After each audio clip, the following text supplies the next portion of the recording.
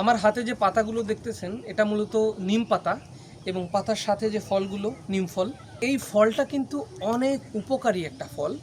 নিম গাছ অনেক উপকারী, অনেক বড় ধরনের একটা ঔষধি গাছ, এটা আমরা মোটামুটি সবাই জানি।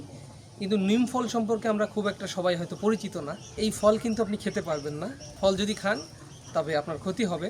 আপনি এই ফল ইউজ করে আপনার শরীরের মাথা থেকে পা পর্যন্ত অনেক উপকার নিতে পারবেন। যেমন আপনার মাথায় যদি খুশকি হয় তবে খুশকি দূর করার জন্য এটা বেটে আপনি মাথায় দিতে পারবেন, খুশকির সমস্যা দূর হবে।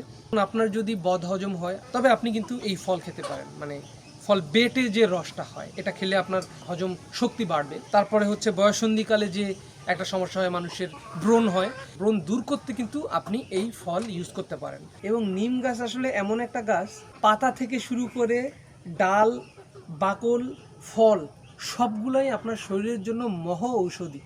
এবং আপনারা যদি এই ডালের কথা বলেন, ডাল কিন্তু আরও উপকারী। আপনার নিমের ডাল আপনি ব্রাশ হিসেবে ইউজ করতে পারবেন। আসলে বাড়িতে যদি একটা নিম গাছ লাগানো হয় বাড়ির আঙিনায়, নিম গাছের পাতায় একটা বাতাস লেগে সে যে বাতাসটা আপনার গায়ে আসতেছে, এই বাতাসটাও কিন্তু উপকারী, এটা বিশেষজ্ঞরা বলে।